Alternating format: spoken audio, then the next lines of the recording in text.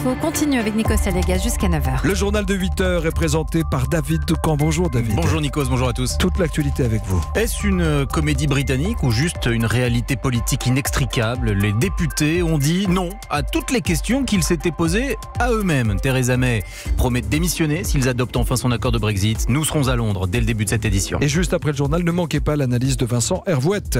3 ministres en moins, un remaniement et une guerre de tranchées pour la mairie de Paris. Voilà le programme pour la Macronie. Les informations du service politique d'Europe 1 dans un instant. Et puis un peu de musique, Nikos, du piano. Le virtuose chinois Lang Lang sort un nouvel album. Vous entendrez l'artiste à la fin de ce journal. 8h15, Audrey Crespo-Mara reçoit Gérard Larcher. Beaucoup de choses à dire ce matin avec le président du Sénat. Europe 1. Le feuilleton du Brexit tourne-t-il à la mauvaise blague? Hier, les députés s'étaient posé 8 questions pour trouver une porte de sortie. Ils ont dit non à tout. Ni nouveau référendum, ni maintien dans le marché unique, ni Brexit dur. Aucune solution n'a trouvé de majorité. De son côté, Theresa May abat sa dernière carte. Elle promet de démissionner si le Parlement adopte son accord de divorce. Et même ce sacrifice semble inapte à faire bouger les lignes. Reportage de notre envoyé spécial à Londres, Jean-Sébastien Soldaini. Les militants massés aux abords du Parlement ont accueilli l'annonce de Theresa May dans une quasi-indifférence. Bon débarras, semble même dire Michael, partisan d'un Brexit dur. Elle va partir d'une façon ou d'une autre, elle va partir. Si elle perd son vote, elle s'en ira. Elle est ridicule qu'elle parte. Elle est pathétique. Elle n'aurait jamais dû être Premier ministre. La politique de notre pays est complètement détruite. Elle a tout foutu par terre.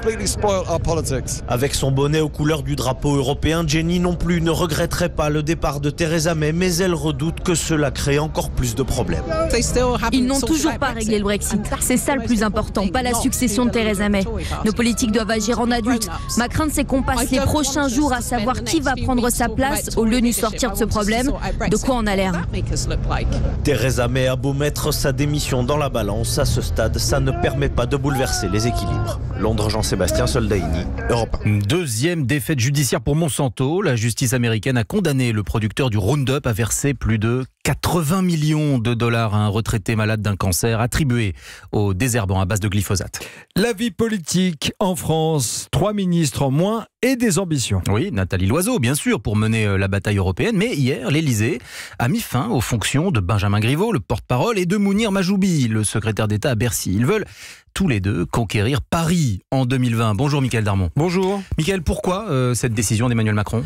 Écoutez, c'est simple. Pour Loiseau et Griveaux, c'est un départ avec bénédiction. Et pour Majoubi, c'est une sortie en forme de sanction. C'est la raison pour laquelle, justement, alors que les candidats annonçaient chacun un petit peu de leur côté leurs intentions et leurs ambitions, mais l'Élysée a voulu remettre de l'ordre. Hier soir, ceux qui sont candidats quittent le gouvernement. On le savait pour Benjamin Griveaux, il avait toujours dit. Mention spéciale, effectivement, pour Mounir Majoubi, qui lui ne voulait pas quitter le gouvernement tout en étant candidat. Donc Emmanuel Macron lui a demandé d'être cohérent, d'autant qu'au gouvernement, on va le dire, on n'a jamais été bluffé par les capacités de travail sur le secteur du numérique de Mounir Majoubi. Donc on voit bien que cette décision est aussi motivée par cela. Mais le plus notable reste quand même cette décision de lancer la bataille de Paris alors que celle des européennes est à peine lancée pour le 26 mai. On va tout droit vers une guerre de tranchées entre macronistes, c'est ça qui se dessine? Sur Paris, écoutez, ils auraient presque pu faire une primaire. L'embouteillage de candidats à l'investiture dans la capitale montre bien que la bataille de Paris sera le lieu d'une bataille symbolique pour le quinquennat Macron. On sera à 2 ans de l'élection présidentielle. En attendant, le parti devra décider qui investir. Benjamin Griveaux continue à rassembler des soutiens dans son camp, mais aussi en dehors, parce qu'on sait que Paris, c'est un jeu politique extrêmement complexe. L'ancien porte-parole pourrait officialiser sa candidature donc d'ici la fin de la semaine. Puis il soutiendra la liste Renaissance, là où l'en même temps fonctionne plutôt bien pour l'instant, alors qu'à Paris, pour l'instant, entre marcheurs, on dresse plutôt la liste des méfiances. Merci à vous, Mickaël Darmon. L'investiture pour Paris, c'est en juin, c'est bien ça, Absolument. vous le confirmez. Sachez par ailleurs que nous assisterons ce dimanche à un déplacement commun. Emmanuel Macron, Nicolas Sarkozy. Nul doute que cela donnera lieu à de nombreux commentaires. Ils se rendront ensemble sur le plateau des Glières en Haute-Savoie, au lieu de la résistance française pendant la Deuxième Guerre mondiale. Je vous rappelle que lorsqu'il était chef de l'État, Nicolas Sarkozy allait s'y recueillir chaque année. Moment fort hier lors du procès de Bernard Tapie. Oui, l'homme d'affaires faisait face à son ennemi juré, l'ancien patron du Crédit Lyonnais, Jean Peyrelevade. Et Bernard Tapie a été submergé par l'émotion. Le récit de Chloé Triomphe. Tout a commencé par un regard rempli de rancune de Bernard Tapie à l'égard de Jean Peyrelevade à son arrivée. Mais alors que l'audience s'éternisait, Bernard Tapie s'est levé pour une brève déclaration face à son ennemi juré. La voix nouée, entre la colère et les larmes à fleur de peau, Bernard Tapie s'est emporté. Je vous ai fait gagner beaucoup d'argent avec Adidas, plus que toutes mes dettes. Vous avez écrit mon nom sur une poubelle, c'était affiché partout. Allusion à une caricature du Lyonnais. Mes enfants l'ont vu, vous n'avez pas honte. C'était pour m'humilier, pour me tuer. Tapie, hors de lui, poursuit. C'est ce qui va finir par m'arriver. J'espère que vous saurez au fond de votre conscience que vous êtes le premier responsable de ce qui m'arrive, lui assène-t-il, en référence à peine voilée à son cancer. Moment suspendu dans la salle avant que Bernard Tapie se rassoie, épuisé en lâchant « salopard, pourriture ». Sans un mot, sans un regard, les deux hommes ont quitté la salle. Après un ferme rappel à l'ordre de la présidente, Monsieur Tapie, maîtrisez-vous. Les débats se termineront demain avant le réquisitoire prévu lundi. Chloé triomphe du service police-justice d'Europe 1. Des Gilets jaunes ont demandé à pouvoir manifester sur les Champs-Élysées. Après-demain, pour leur 20e samedi de mobilisation, le secteur sera au contraire interdit. À tout rassemblement, a annoncé Christophe Castaner. Le ministre de l'Intérieur a justifié sa décision en parlant d'une provocation propice à de nouvelles violences.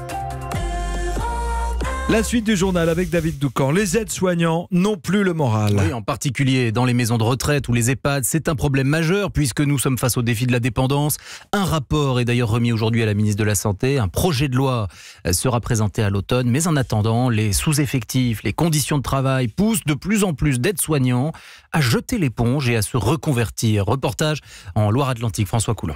Il s'est donné à fond pendant 10 ans et espérait devenir un jour infirmier. Johan avait la vocation d'être soignant, mais les sous-effectifs, la course et ce sentiment d'être parfois à la limite de la maltraitance l'ont fait craquer. Il est aujourd'hui chauffeur routier. Je voyais des gens qui n'étaient pas coiffés, qui ressortaient de leur chambre sans leur dentier. Tout était fait dans la course. J'ai pris un arrêt de travail pour burn-out. Il fallait que j'arrête mon métier d'aide-soignant, puisque c'était absolument plus les valeurs pour lesquelles moi j'avais choisi ce travail. Et actuellement, je suis chauffeur. Ça fait du bien. J'ai plus cette pression, ce stress. J'ai l'impression de revivre. Vous êtes nombreux à déserter ? Personnellement, j'en connais au moins une dizaine qui ont arrêté. Résultat, depuis 4-5 ans, une véritable hémorragie, en particulier dans les maisons de retraite. Alexandre Delmas, directeur de l'EHPAD de Sainte-Pazanne. Tous les ans, on perd 2-3 personnes qui souhaitent carrément changer de métier, préfèrent aller travailler au drive ou caissière au supermarché d'à côté, en rame en permanence. Une vingtaine d'aides-soignants ici, 1 sur 4 n'est pas diplômé. Nous sommes contraints à l'illégalité, déplore le directeur. Sainte-Pazanne, François Coulon, Europe. Et nous venons d'en prendre connaissance. La marine maltaise annonce avoir pris le contrôle d'un pétrolier ravitailleur. Figurez-vous que le navire avait été détourné par les migrants qu'il avait secourus au large de la Libye. Le bateau, son équipage et tous les pirates présumés sont actuellement escortés vers Malte pour être remis à la police qui fera la lumière sur cet événement. David Doucan. Oui. Cher David, vous nous aviez promis un peu de musique. Alors, elle est où la musique ? Je tiens mes promesses. C'est la musique d'un virtuose, le pianiste chinois Lang Lang, qui sort un nouvel album, un génie. Il y a du Mozart, du Bach, du Beethoven dedans, et même du Yann Tiersen. Vous vous souvenez d'Amélie Poulain, sans doute. Un disque qui donne envie de jouer du piano, selon Thierry Geffrotin, qui a interviewé l'artiste. Je voudrais que les gens découvrent mes morceaux préférés, ceux que j'ai joués au début de ma carrière.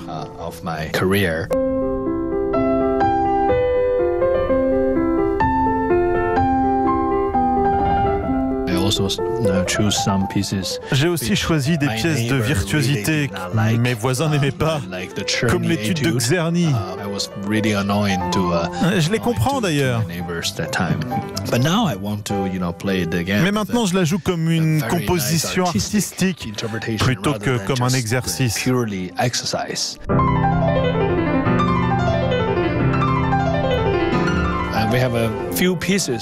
Nous avons des pièces de compositeurs français, 3 de Debussy et aussi une composition d'Yann Tiersen tirée du film d'Amélie Poulain qui est l'un de mes préférés. C'est vraiment un très beau morceau. Moi